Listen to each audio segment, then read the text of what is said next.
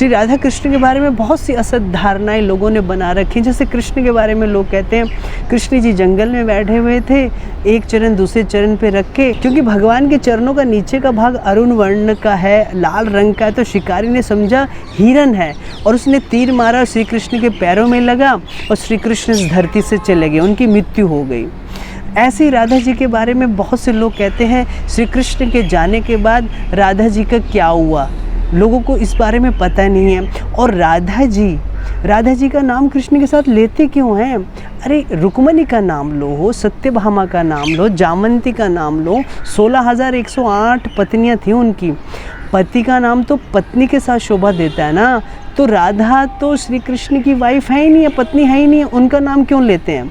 जबकि अगर कोई ढंग से शास्त्रों को पढ़े, जिसने सही तरीके से कथा सुनी होगी, तो उसने ये प्रसंग ज़रूर सुना होगा जब ब्रह्मा जी ने सब गोप बालकों को उठा लिया, कंदरा में गुफा में बंद कर दिया, सिर्फ ये जानने के लिए कि ये जो कृष्ण नाम का बालक है ये भगवान है कि नहीं, क्योंकि सब इसको तू कर रहे हैं, सब इसके हाथ का जूठा ले रहे हैं, इसको जूठा दे रहे हैं, इसको सम्मान ही नहीं दे रहे। जबकि मेरे प्रभु नारायण जो परम ऐश्वर्यपति हैं, उनसे किसी को तू कहने की हिम्मत नहीं है, क्योंकि ब्रह्मा जी ऊपर से देख रहे हैं, सारे गोप बालकों बीच में श्री कृष्ण बैठे हुए हैं और सब उनसे ऐसा व्यवहार कर रहे हैं जैसे अपना एक दुनिया का दोस्त नहीं होता। कोई भगवान समझ ही नहीं रहा इनको। परीक्षा करने के लिए ब्रह्मा जी ने सब गोप बालकों को चुरा लिया और भगवान कृष्ण ने क्या किया, 1 साल तक उन्हीं गोप बालकों का रूप धारण करके ब्रज में निवास किया।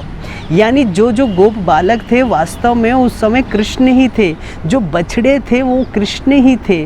तो पूर्णमासी की प्रेरणा से सभी गोपिकाओं ने जिन गोप बालकों से शादी की वो वास्तव में कृष्ण ही थे, क्योंकि हर एक गोपी की इच्छा थी कि कृष्ण ही मेरे पति बने। तो उन गोपिकाओं में एक गोपी जो श्रीमती राधिका रानी है, जो सर्वश्रेष्ठ गोपी हैं, कृष्ण की अत्यंत प्रिय हैं, उनका भी विवाह हुआ अभिमन्यु गोप से।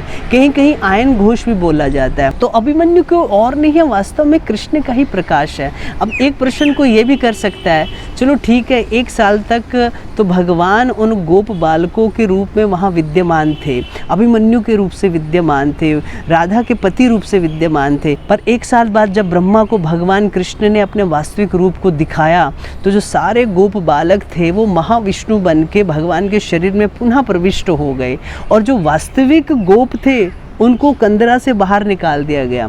तो उसमें से कोई प्रश्न कर सकता है, उसमें से जो अभिमन्यु गोप है वो फिर आ गया होगा राधा रानी के साथ, वो फिर रहने लग गया होगा। देखिए इसमें इस बात को समझना बहुत ज़रूरी है, राधा रानी कोई साधारण स्त्री नहीं है, कोई साधारण लड़की नहीं है। राधा रानी भगवान की निज शक्ति है, जो साक्षात गोलोक धाम में श्री कृष्ण के साथ निरंतर विराज करती हैं। और राधा रानी सभी शक्तियों का, जितने भी देवी पीठ हैं, सरस्वती है, सत्या है, रमा है, उमा है, जितनी भी शक्तियाँ सबका मूल कारण है। तो राधा रानी के दिव्य शरीर को स्पर्श करने का साहस अभिमन्यु गोप का हो ही नहीं सकता। ये बिल्कुल ऐसे है जैसे श्रीमन चैतन्य महाप्रभु जब साउथ इंडिया गए, दक्षिण भारत गए तीर्थ भ्रमण में, तो वहाँ पर मदुरई में उनको एक ब्राह्मण मिला रामदास नाम का। रामदास ने भगवान चैतन्य महाप्रभु को निमंत्रण किया भोजन पे, पर वो भोजन बना ही नहीं पा रहा। महाप्रभु कहते तुम इतने उदास क्यों बैठे हो, क्या भगवान को भोग लगा के कुछ भोजन नहीं बनाओगे? तो रामदास ने कहा कि मैं कैसे भोजन बनाऊं, लक्ष्मण जी जंगल में गए हैं, भोजन एकत्रित करने गए हैं, वो सीता जी को कुछ ला के देंगे तब सीता जी बनाएंगी।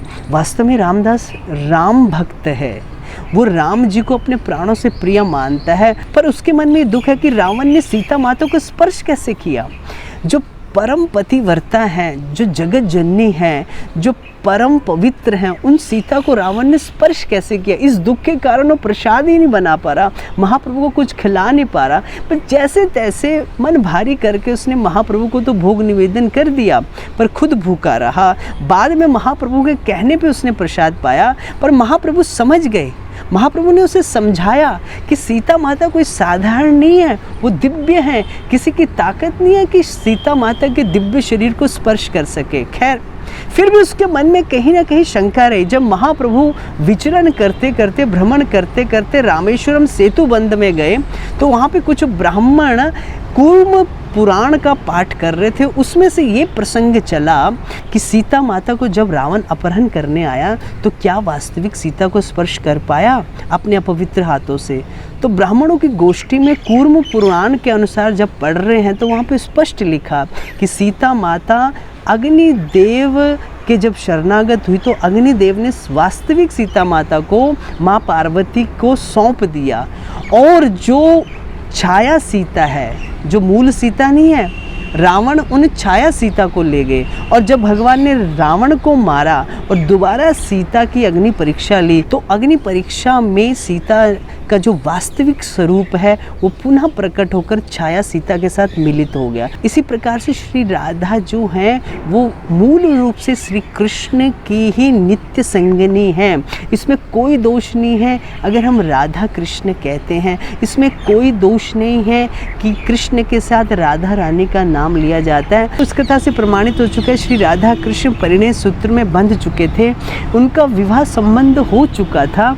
चाहे श्री कृष्ण अभिमन्यु गोप रूप से 1 साल तक उनके साथ रहे, और चाहे 1 साल बाद जब अभिमन्यु वास्तविक रूप से राधा जी के साथ रहा तो भी राधा जी के दिव्य शरीर की अवस्थिति यानी दिव्य शरीर होने के कारण वो उनको स्पर्श नहीं कर पाया था और नहीं कर सकता था।